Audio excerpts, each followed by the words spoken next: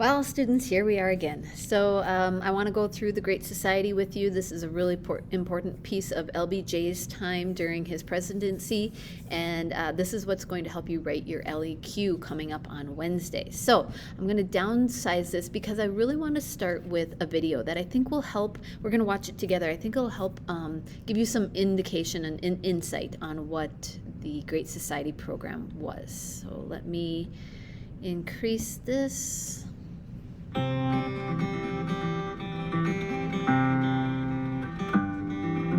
The Great Society was revolutionary. When you look back and think of what America was like before these programs were adopted, life was very different. There was an outbreak of hope across this country. And it was quixotic, it was kind of Arthurian, this idea of might for right. These things are all resonating to this day. I really don't know where I'd be without Job Corps. Thank God for Medicare. I can feel worthy. I can be great. I think many of the Great Society programs were so successful and had an impact on so many of our lives in an overwhelmingly positive way. We have to question, why did we move away from that?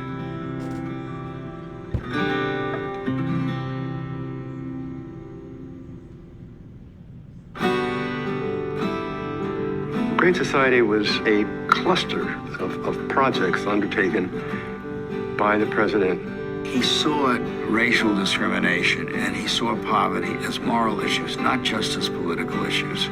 In 1964, Johnson and the civil rights groups managed to pass the first major civil rights legislation.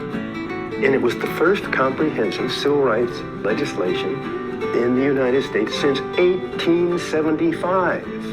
The Civil Rights Act said public accommodations have to be available to everybody, no discrimination on the basis of race. So with one fell swoop, the Great Society wiped out all the whites-only signs. This administration today declares unconditional war on poverty in America. The war on poverty was part of this idea that you have not a handout, but a hand up. In the 60s, it was hard scrabble for a lot of folks. And what we saw with the war on poverty was, for a lot of people, it just meant jobs. What it's saying is, we're going to bring the less affluent into the mainstream of the society. When Lyndon Johnson became president, the poverty rate was about 22%. When he left office 5 years later, the poverty rate was 13%. That decline is the greatest one-time reduction in poverty in the history of this country. Maybe the greatest impact that the Great Society had has been the Medicare program. Up until Medicare was passed, people who reached the age of 65 did not have guaranteed health insurance of any kind. And of course, Medicare now has tens of millions of people in it, and it seems like a humane and generous act of the society. Most presidents are just happy to have one or two bits of legislation that endure, that have a historical resonance to it.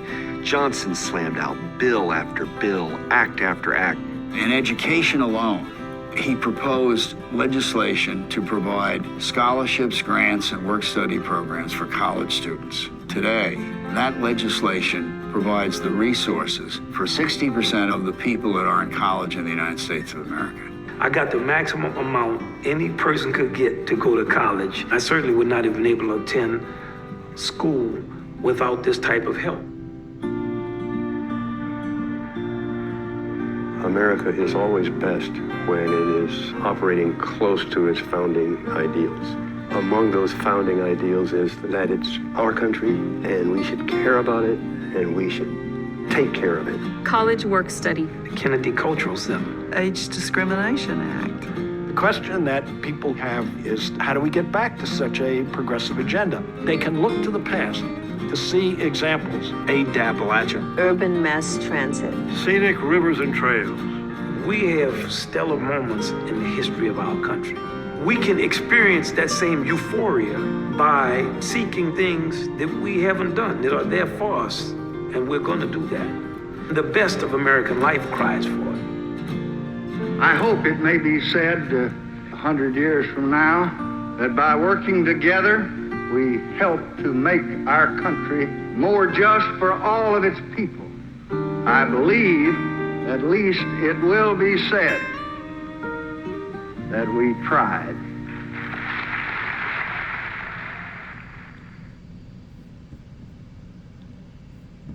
So that's a really good look, I feel. If maybe a bit of a biased look at the Great Society programs under LBJ.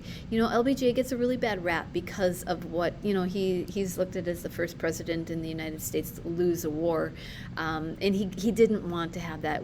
The legacy that he left was maybe more positive than that, but sometimes it looks a little bit overshadowed by what was going on in Vietnam. And that's also another issue that perhaps what was going on in Vietnam, the domestic program at home was trying to be pushed instead of looking at the bigger international and diplomacy problems that we were having. So there's a lot of interesting things to get into with the Great Society. But what I hope you right away heard, and you know, it's kind of on today, it was an interesting way to put it, but there was an outbreak of hope. You know, after World War II, we had this period of time that we went through McCarthyism, and we're having great industrial boom, and a lot of important middle class strides are being made. But there were a lot of people who were continuing to be marginalized, and LBJ's programs helped to kind of bring some of those people up. He said it was not a hand out, it was a hand up. And so those are some of the things that I hope you're able to pick up from that. So if you can go to this page right here, it would be on Haiku for You. I wanted to look at some of these Great Society programs. Right away, they had talked about the war on poverty. 40 programs were intended to eliminate poverty by improving living conditions and enabling people to lift themselves out of the cycle of poverty. That's a lot. I mean, the war on poverty was his biggest kind of goal, to get people out of the lower socioeconomic living conditions and bring them up into the middle class society, which many people were enjoying. Education, 60 separate bills that provided for new and better equipped classrooms, minority scholarships, low interest student loans. You know, I don't know if you know who Wynton Marsalis is, but he's probably the foremost trumpeter today. He said, like, if it wasn't for the Great Society, I wouldn't have been able to afford college. I would not have been able to become really the and sensation he is today as a trumpeter. Medicare and Medicaid.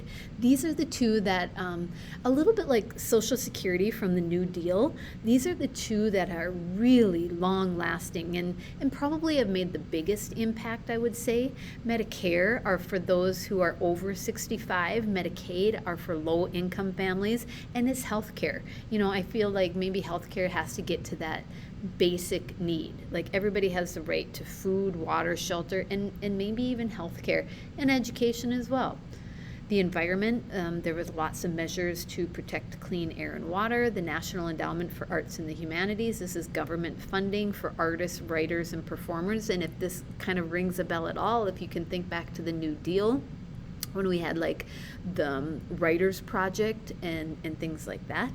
Head Start is another program that is still in effect today, a program for 4 and 5-year-old children from low-income families.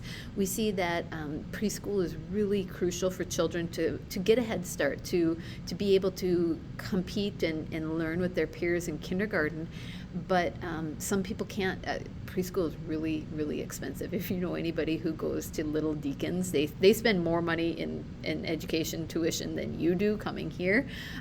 It's very expensive. So Head Start is a program to help children who can't afford to go to preschool get a head start before they enter kindergarten. So these are some of the sampling of the laws passed during the Johnson administration to promote the Great Society. And I feel like just kind of looking through these, you probably are aware of some of these. HUD, if you've ever heard of HUD, Housing and Urban Development Act in the Department of Housing and Urban Urban Development. It stopped discrimination. It helped people find affordable housing. The Child Nutrition Act, you know, we are getting free meals right now. That starts way back in the 1960s, where they started realizing children have to have food in order to actually learn, and those were some of the changes in policy that were made. Let's see what else, if I had any others that were on here. Oh, the Food Stamp Act, there's another one. The Food Stamp Act of 1964 started to, based on your household income, allow you to have food stamps to be able to feed your family and to have enough food to eat. So what I'd like you to do is read through the prose. What was really great about the Great Society? And if you notice, Joseph Califano Jr., he was part of, now that video was from the LBJ Library. And so I said, you know, it was maybe a little bit biased because Joseph Califano Jr. actually was on LBJ's Great Society kind of advisors. He was part of his staff. And he's writing this in 1999. Take a look at that. Really kind of point out some of the fantastic things that the Great Society programs did. Then I want you to look at the other side, the con.